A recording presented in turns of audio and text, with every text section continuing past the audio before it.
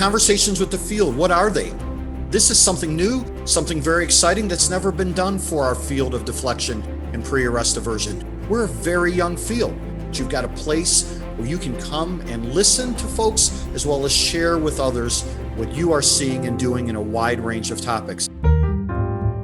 Deflection and pre-arrest diversion, law enforcement, fire, and EMS are working together to connect people who are in need of substance use disorder and mental health treatment into recovery for themselves, for their families, and for their children.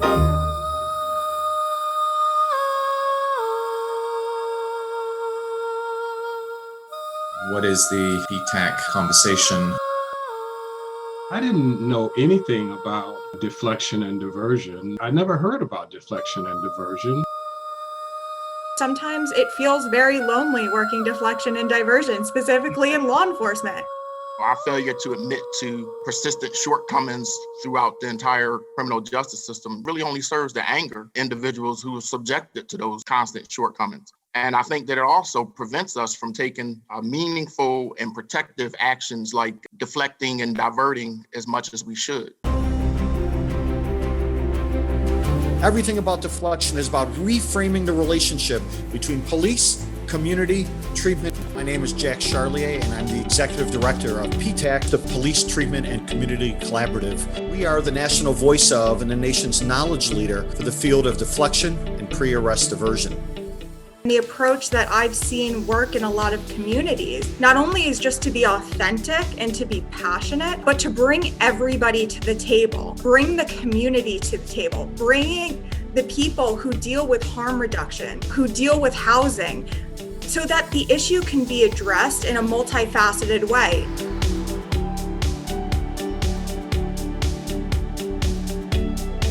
Here in Cambridge, the Family and Social Justice section was started so that we could provide services to those individuals who would be better served through a social justice approach than through a criminal justice approach.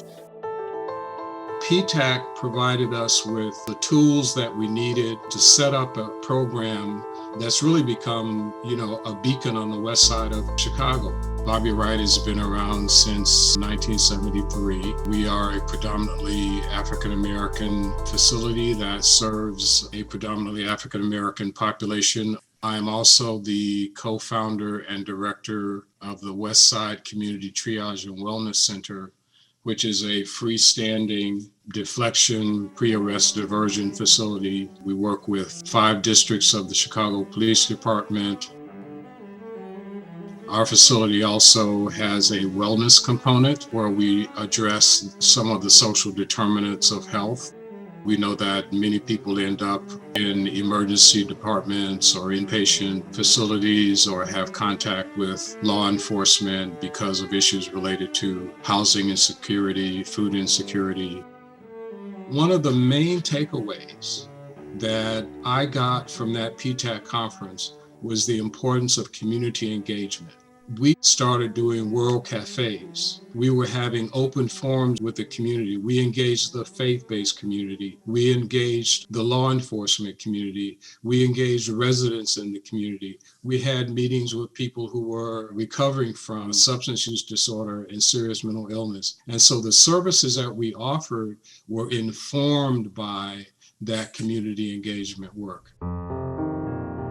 My name is Melissa O'Mara. I am an assistant prosecutor with the Burlington County Prosecutor's Office, which is located in southern New Jersey. I'm also a person in long-term recovery from drugs and alcohol since August 30th of 2011. In my role as an assistant prosecutor, oversee multiple deflection and diversion programs. Prior to COVID, I know the county that I live in had established deflection and diversion programs.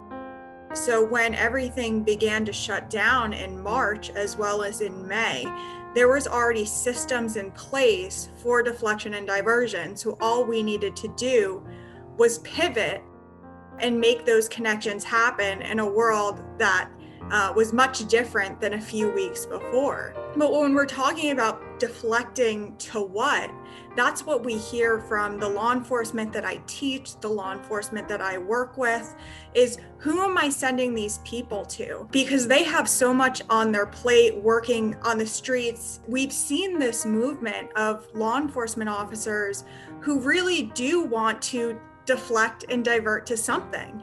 However, in a lot of places, there isn't a clear-cut place to send them.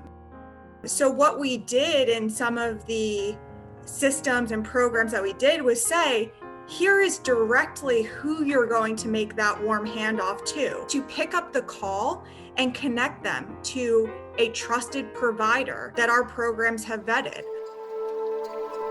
When we were being told specifically in the beginning of COVID, what we did was we made cards for them so they could hand off, here's your recovery coach's number, here's their name, call them today, call them tomorrow, call them in 6 weeks. If you want help, services are available. And we found that to be very effective. Anyone out there who's thinking about getting involved in this work, take this seriously. You've got to hear from the people who are being affected by the programs that you're offering in order to really tailor them at the level that they're going to be able to connect with those programs.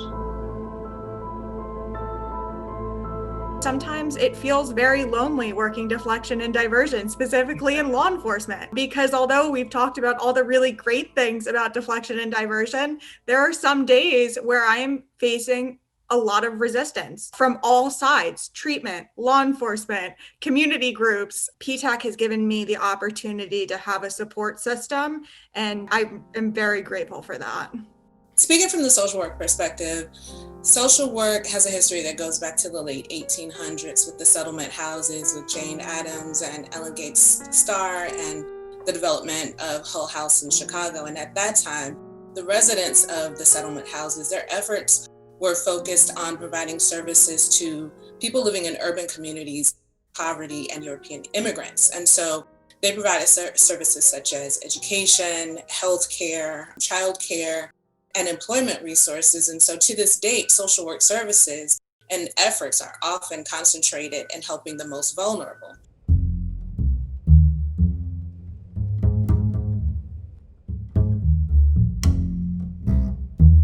America has this dichotomous hierarchy that's not only based upon race, but class has been critical in the way that communities are policed. I think some of the challenges that we face in this current environment is based upon the rules that's in place that allow people to work in a particular way.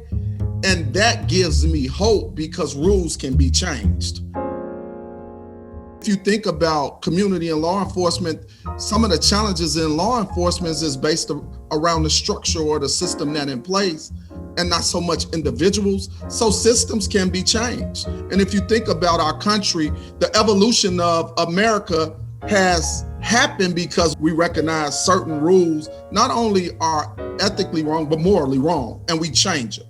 And I think once we can sit down together and begin to change things and kind of like straighten them out, we'll have better results.